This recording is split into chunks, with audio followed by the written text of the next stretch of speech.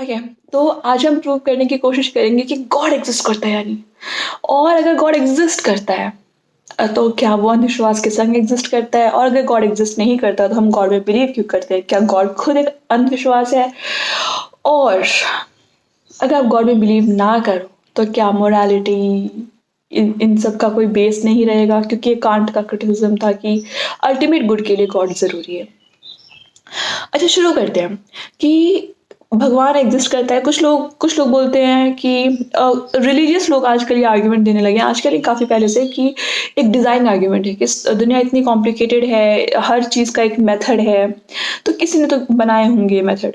अच्छा, कुछ लोगों का आर्ग्यूमेंट है ओरिजिन का, कि हर चीज़ कहीं ना कहीं से ओरिजिन हुई है, हर चीज़ का कोई ना कोई क्रिएटर है। ठीक है, और ये सारे आर्ग्यूमेंट्स बेसिकली एक बहुत बहुत अच्छे, बहुत बड़े मैथमेटिशियन डिकार्ट के आर्ग्यूमेंट्स हैं।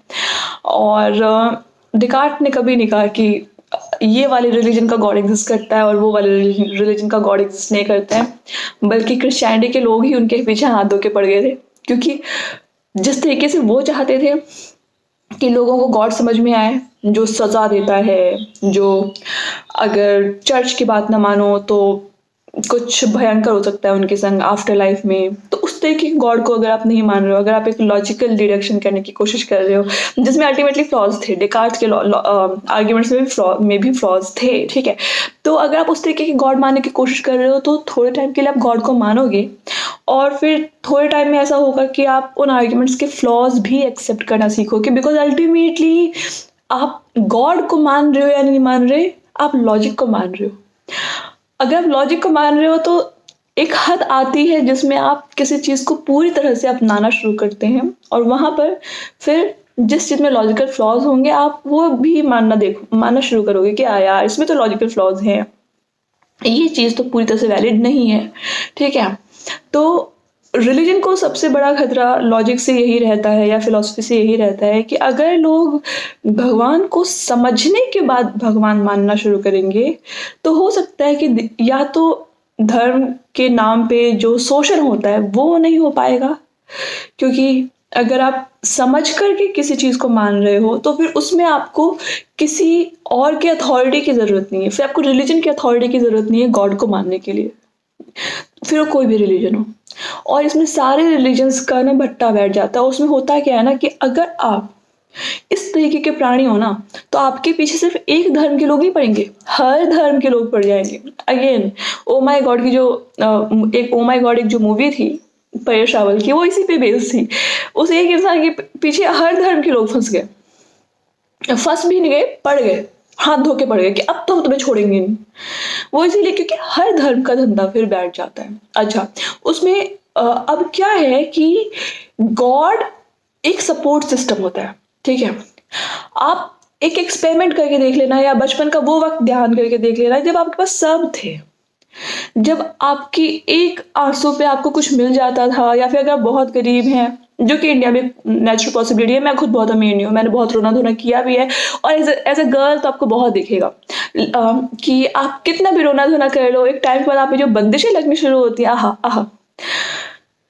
अगर आपको लड़ना नहीं आता, और अगर आपको उन लोगों से लड़ना नहीं आता जिनसे आप सबसे ज्यादा प्यार करते हैं, तो फिर तो आपका कुछ नहीं होने वाला। और मतलब फिर बहुत ही डिफिकल्ट सिचुएशन आ सकती है, और उसमें कई लोग बहुत आस्तिक बन जाते हैं, और उस क्योंकि एक सपोर्ट सिस्टम चाहिए होता है। और इंडिया में यार मैंने लड़कों को भी देखा है कि एक टाइम उनकी लाइफ में ऐसा होता है जब एक शख्स नहीं होता जो उनको बोले कि yes you can do it, और वो सारा का सारा लोड ना किसी अधूरे प्यार पे शिफ्ट करने की कोशिश करते हैं। देखो यार, ओरिजिनली किसी की रिस्पॉन्सिबिलिटी नहीं है कि वो आपको एक ऐसे इंसान की तरह पसंद करे जो कोई काम काज नहीं करता, या जो कैपेबल नहीं है कुछ भी करने के लिए। ये किसी की रिस्पॉन्सिबिलिटी नहीं है। और ये चीज़ आपको अगर आप बुद्धिज्म को फॉलो करते हो तो आपको समझ में आएगी। बाकी हर रिलीजन में आपको ये बताया जाता है कि एक गॉड है, वो आपको सपोर्ट कर रहा है, कोई नहीं करेगा तो वो तो करेगा ही सपोर्ट। तो psychologically you would start believing in God जब आप बहुत बुरी सिचुएशन में हो और आपको लगता है कि अब इसके आगे तो यार एक ही सपोर्ट है, अगर गॉड में बिलीव करो तो। और वो फेज़ मेरी लाइफ में आया था। और जिनके लाइफ में वो फेज़ नहीं आता है, या जो हमेशा से आस्तिक होते हैं और जो अपनी लाइफ में कभी भी नास्तिक नहीं हुए हैं, जिनको ये बिल्कुल आइडिया नहीं है कि एज़ अ पर्सन वो कितने स्ट्रॉन्ग हो सकते हैं बिना गॉड के भी, वो लोग, जो लोग हमेशा से ही भगवान भरोसे रहे हैं ना, यार मैंने ऐसे लोगों को सुसाइड करते देखा है। और बहुत हंसमुख लोग, आस्तिक हैं तो क्या हुआ, ऐसा थोड़ी ना है कि हर समय कीर्तन करते रहते हैं। They have a good life, सब अच्छा चल रहा होता है, हंसमुख होते हैं, और एक दिन पता चलता है कि ओके दे कमिटेड सुसाइड।